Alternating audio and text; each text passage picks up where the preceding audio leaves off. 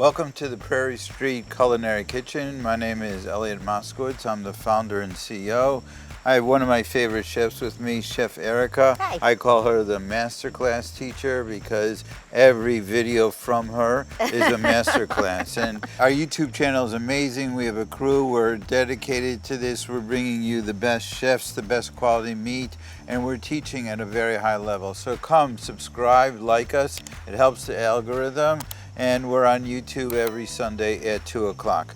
So today I wanted to just introduce a new cut of meat that our private chefs that we work with, and we work with many of them, asked us to make. So we have this dry-aged USDA prime mock filet ribeye. So the Ashkenazi Jews only eat from the front part and don't eat the hindquarters. Right. So you can't really get filet mignon, that type of thing. But how do you have that experience in a similar way with a high quality product? You take the ribeye and the essence of that ribeye and you cut it in a different way and you make this filet mignon that's really the eye of the ribeye. And if you just look at this, this is just amazing. And unlike real filet mignon, it has marbling. So better flavor, better texture. Can you tell us a little about why people like the real filet mignon and why that would be a different experience here? Well, you know, people like the real filet mignon because, first of all, it just has that cachet. It's always held up as the best part of the meat. But personally, I think it doesn't have a lot of flavor or texture. There's very little marbling, so it's just not that interesting of a piece of meat to me, but people love it because it's boneless, it's super tender, it's very easy to cook, it looks very elegant on the plate. You could do a whole one for a party or your little individual tenderloins. But I think this is so much better because you've got the marbling, you've got much more flavor, you've got more texture, and shape-wise, it's almost identical. So we can do the same. So it's like the best of both worlds. It's the best of both worlds. You get ribeye texture and flavor with the tenderness and the versatility of the whole filet. So today we're working with actually a dry-aged USDA prime version of that, which is pretty insane, and it does have that flavor. And we're going to make it in two different ways. One is a loin to show you if you wanted to put the entire piece of meat, you're having a dinner party. Like a classic Chateaubriand, which would be the head of the filet. Right, the classic Chateaubriand. Or we could make them into medallion cuts, which would look like this, and that you'd put on. In our case, we're using our live fire, my favorite outdoor setup, and that's going to be really intense heat. So I'm going to be the smart one here and walk away and let the master class teacher, Erica, take over and come back for what's my favorite part of the videos, which is the tasting. Okay, so I leave it with you. Have a seat over on a stump by the fire. Warm your feet. Okay, so now that I'm alone in the kitchen, I'm going to separate these portions now. So with a cut of meat like this, you actually have a lot of options. Because it's tapered, we have this narrow end where we can cut our medallions, and then we have a wider piece that you can use like a roast, like a one-piece roast presentation for a dinner party or for catering. Really beautiful. So I'm going to separate these two smaller medallion pieces off of the end. And you like to go pretty thick, 1.5 to 2 inches is the usual for a fillet. So 1 and 2. Also, this is dry aged meat, so it's got this like incredible texture to it. So that is really nicely marbled, really tender. Those are going to be great. Now, I could also take string and tie these up to make them more compact and hold them together. But because I'll be cooking them on a grate on live fire, the string would just burn. So I'm not going to do it. Now, this piece I do want to tie up. We're going to treat this like the classic Chateaubriand, which is the kind of wider end. It's like the head of the filet. This is so similar to it, but again, with much better flavor and texture. Now, there's a lot of different ways to do this, and lots of chefs have their way of doing it. I'm going to show you what I consider a more simple way for the home cook, so you can learn how to do it. Make sure that the string or twine you use is 100% cotton. You cannot use any synthetics because they'll melt in your pan and your oven. Very important. So pull yourself off a decent amount of string. You can leave it attached to the roll, and you're going to run it along the bottom of the meat, leaving a good tail. That's even a little long, a 5-6 inch tail like that. Now you're going to just take some string, you're going to put it right over your hand. So you basically just wrap it around your hand to make a loop like that. Take the loop, run it under the meat, and then pull and tighten. Now this string is kind of thin, so I want to be careful to not cut into the meat. With a thicker twine, a true butcher twine, you can go pretty snug, but just be careful, whatever you're using, that you're not cutting into the meat. But see how it makes it compact and it rounds it out. So then later when I go to slice this, I'm gonna have really nice uniform slices. So then I do a second loop and I slide that under. Same idea, pull it, tighten it up. Another one, just like that, tighten it up. And we'll do one or two more down here at the end. Okay, and now we're nice and tidy. And then I have that little tail that I kept there, and I just tie these together, make a little knot, and we're good to go. So now I've got it tied up and I'm ready to go. A quick seasoning with some coarse kosher salt. Be generous with the salt when you're seasoning meat. Red meat and salt love each other. And so we want to be generous, and remember, a lot of it falls off when you're cooking. So just like that, and then some coarsely cracked black pepper or ground black pepper. Always use freshly ground black pepper. Please don't buy the pre-ground stuff. It just doesn't taste good. Pre-ground pepper is like drinking instant coffee. You know, you want the good stuff. So a nice coating of salt and pepper on that. I like to roll it and pick up some of what fell off. And now we're gonna move over to our live fire. We're gonna get this in the cast iron skillet and we're gonna sear it. All right, so I have a cast iron skillet sitting here on our fire pit. We let the cherry wood that we like to use, seasoned cherry wood, we've let it really cook down so we have beautiful glowing embers in the fire now. That's what you wanna do when you're using live fire, is cook over embers. Don't cook over big flames. You're not gonna get a good even heat, and it's actually not that hot when you have flames, so let it cook down. Of course, if you don't have a fire pit like this, you can do this on your gas grill right in the backyard, or do it on top of your stove. It all works. It's all good. It's just whatever you have, you make it work. We're just really lucky to have Elliot's crazy huge fire pit here right in the backyard. So I have a cast iron skillet sitting on the grate, and the skillet's been getting really hot for a while now, and that's what you want also. No matter where you're cooking this, what you're doing, get that skillet hot, hot, hot before you start. Now I'm gonna add just a little bit of olive oil to that pan, and you can see how hot that is. I don't need a lot of fat in here, just a little bit. The meat's got some nice marbling. And now this is this is big. I'm not gonna use my tongs. I'm just gonna pick it up. I'm gonna get it right in that pan. I'm just gonna leave it alone for a second. A little tilt just to get my oil to move around, because, you know, we're in nature, nothing is level in nature. So we have a little slope in the backyard here. And I'm just looking for color. I'm looking for that caramelization on the surface, that Maillard reaction that we love with meat. That's when meat proteins get really brown and really tasty and so good. And as this cooks, some of those juices are gonna caramelize on the bottom of my pan, and that creates what we call fond.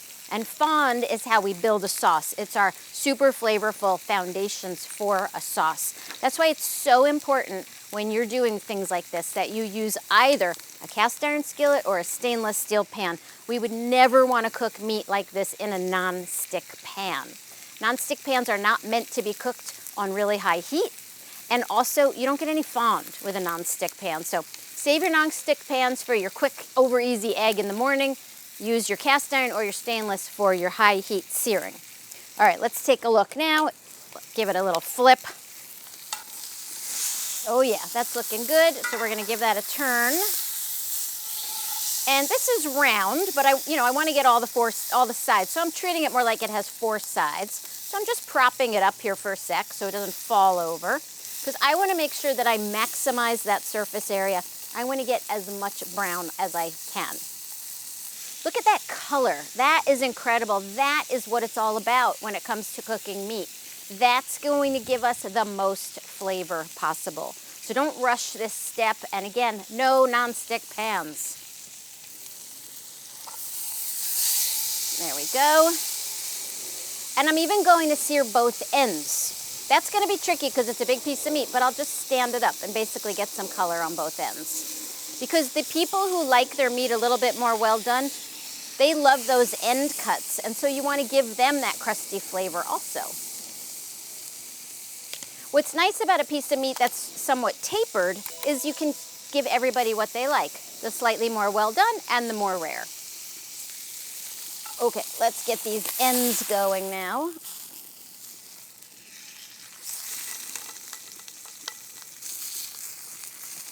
Ugh, that's heavy. So that's looking really good. We've got great color all around. Now, I'm gonna move this to a much cooler spot on my fire. That's what we call cooking on indirect heat. This is direct heat, that's indirect. If you have a gas grill, you can zone it. Turn your knobs, keep one very low, all the way up to hot, and you can move over to your cool zone, close the lid, and use it like an oven. I'm gonna move this to my coolest spot on my fire here, and periodically I'll turn it. We're gonna start checking the internal temp in about 20, 25 minutes. Okay, so our meat roasted indirectly off of the main blazing heat here, and I took its temperature, and we are just right. We were at about 120 when I pulled it, and we have rested, and we are good to go here. We're at about 125 in the thickest spot. So I'm gonna move this meat out of the pan and just onto a board on the side because we wanna make that sauce. That's a hefty piece of meat. And you can just get a look in this pan. You can see we've got some great juices and drippings in there and what we call the fond. And that fond, as I said earlier in the video, is our gold. That's what we're gonna build our palace of sauce on, that foundation of culinary gold right there. So that's starting to sizzle. This is getting nice and hot. We're gonna build that sauce. What we're doing here is a classic red wine pan sauce. You could do this for any kind of steak, any kind of meat. So into my pan here, I have a good amount of oil, so I'm okay. If I didn't have enough drippings or fat in there, I could add a little bit of olive oil, but we're perfect. So I'm gonna add some finely diced shallots. They can be shallots, red onions, yellow onions. You could use diced leeks. You could add a little garlic if you like, scallions, anything in that family of what we call the aromatics. You're just gonna get those shallots starting to saute in there. Now, they turn dark because there's dark meat juices in there, but they're still pretty raw. So I'm just gonna give them another minute or so to really develop some flavor. And while we're making this sauce, I also have my two beautiful medallions here. We're gonna get those cooking on the grill also. These are gonna cook fast, so I'm gonna wait a minute until my sauce gets going. So my shallots are getting a nice sizzle on them. We're getting some color. And then to my shallots, I'm going to add the wine. I'm gonna pour in that wine, and we're gonna bring this to a boil, and we're gonna let that wine cook. I wanna burn off the alcohol, and I wanna really reduce all the water in that wine. So I'm gonna get over a nice hot spot here and really let this start to boil. So I'm gonna let that continue. In the meantime, let's talk about these medallions. So these are just sliced from that tail end of our beautiful ribeye, Chateaubriand / filet. I'm gonna just get these seasoned up. Now, if you've watched me in any other video, you know I always dry off my protein. These are already patted dry, so they're good to go. And this is a dry aged meat, so it's actually already a little drier than meat that would come straight out of a package that's not dry aged. But these are good to go. As always, get them seasoned. A little kosher salt and a little black pepper. You've watched me before, you know I love my kosher salt and my crushed black pepper. So there we go, just like that. And I'm gonna give these a tiny drizzle of olive oil because I am putting them right on the grill grates.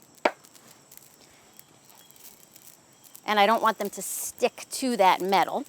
So a little oil, just very light on both sides.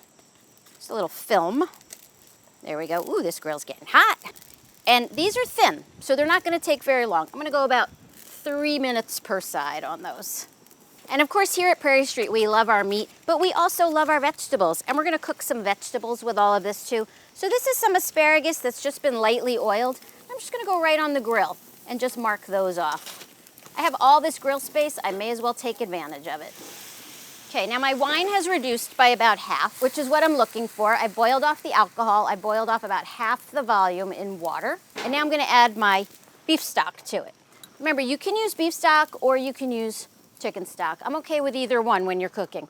Sometimes you're more likely to have chicken stock in the house than beef, so you can use that. Same thing, we're gonna let this boil down now. And let's flip over our little medallions.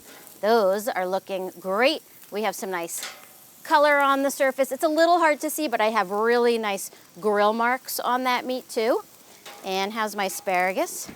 The nice thing about cooking on a grate like this, instead of a grill with bars, is things don't fall through. If you've ever tried to grill asparagus on a grill with just bars, you always lose a few pieces of your asparagus.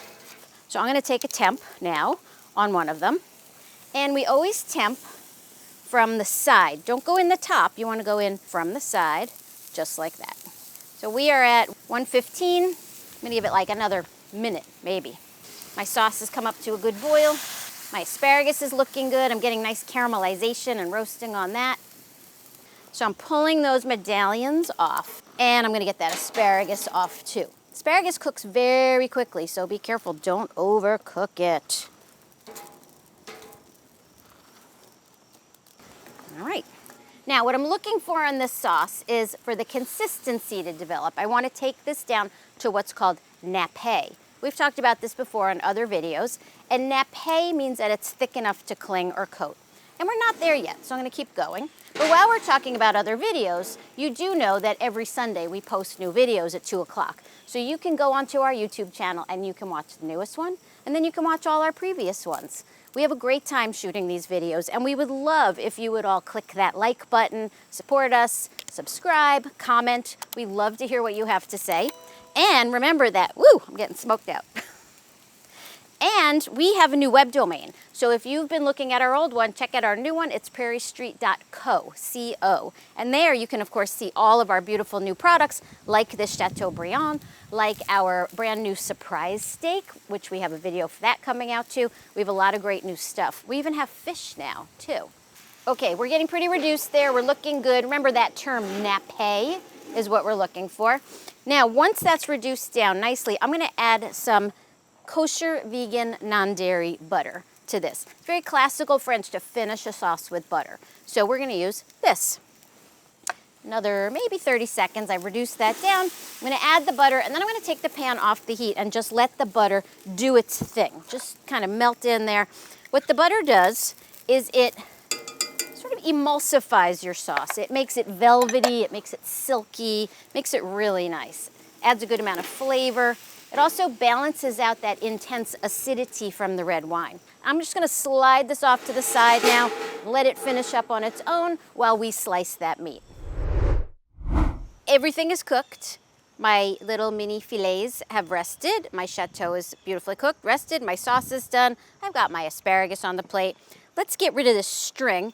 And always be careful when you do this to really make sure you get all that string out of the way. You don't want somebody with string on their plate. You know, I always say, I'll floss later when I'm going to bed. Okay, now let's slice this up. Make sure your knife is nice and sharp. Use a good, high quality, very sharp knife for slicing protein. You have this beautiful meat, do it the honor of using a good knife. All right, here we go. Now you have friends who are, or family members who are more well done, like it more crusty, you give them these end pieces. Let's slice into this baby and see what we've got. Nice. So we've got a little more well done on the end, which makes sense because I seared that end. And as we move our way in, we will get more toward our medium rare section, and then we'll taper out more toward our medium at the end.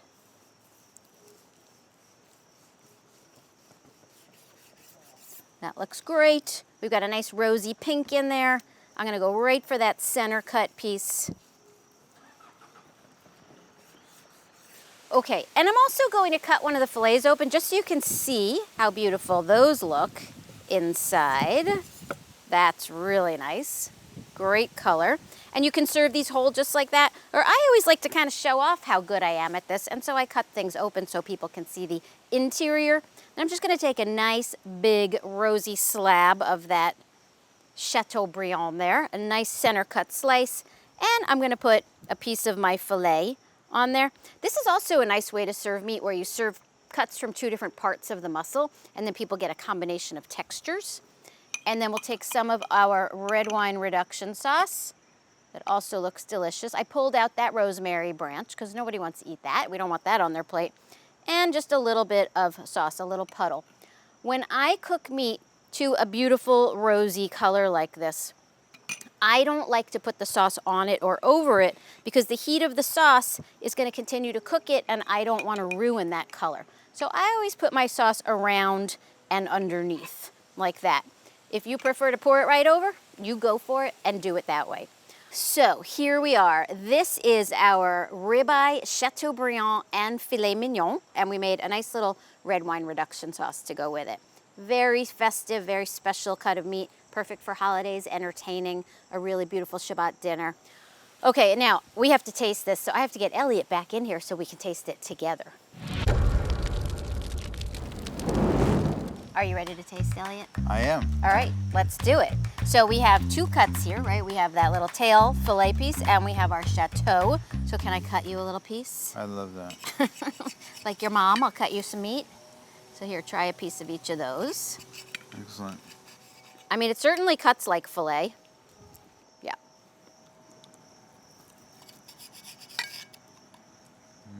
Pretty good?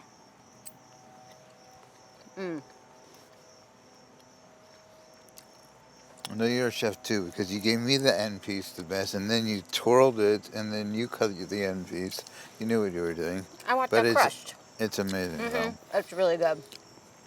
Yeah. And look at this beautiful, on this other piece, look at how beautiful pink that's all around that. That's amazing. It looks great. So it just depends on what you're trying to accomplish with that.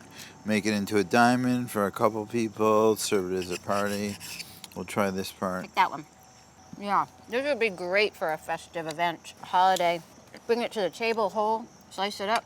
This is a new product for us that really are chefs that help us design. So we have this mock filet ribeye, Chateaubriand, that you can make as a loin, and also the medallions that you can make into steaks. So you have it. Some people like bone, some people like boneless. This is an amazing thing because it's really the creme de la creme, the best part of the ribeye. And then if you take it with its cousin, the surprise steak, you're basically in all directions. You've covered the whole global map of the best tastes there are in these kind of things. So if people aren't familiar with that surprise steak, if you've ever just had a ribeye steak, you know there's kind of that strip around the edge that's a different texture. That's what that surprise steak is. Right. Like the spinalis muscle. Yeah. Exactly. Right. So you did a magnificent job there. Thank you. Well, you start with the best ingredients, you wind up with the best finished food. But it's always a pleasure working with you. Likewise. You always teach us everything, and we'd love for you guys to come back every Sunday at 2 o'clock and come to our website, prairiestreet.co, and you could order all this magnificent meat, and you'll be able to see actually all our content directly on the website from now on, including the recipes, and you could print the recipes from our website as well. So we're trying to build a community here. We'd love for you to be a part of that community. Erica is one of our favorite people on our side to make this amazing content with our amazing crew that works really hard to put these things together. So we appreciate everything you do, and like and subscribe, tell your friends, and keep an eye on what we're doing, because we're always trying to do interesting things with interesting people in interesting places. Right, we want to innovate constantly with these great products. Absolutely. Yep. And we only use the best, and we're super proud of whoever's involved with our project. So come back every Sunday, 2 o'clock. Check out our website, prairiestreet.co, and we'll see you next time. We'll see you again. Subscribe to our channel now and set your notifications so you don't miss our latest recipes and chef-led tutorials. Then head over to prairiestreet.co to shop for your next big meal.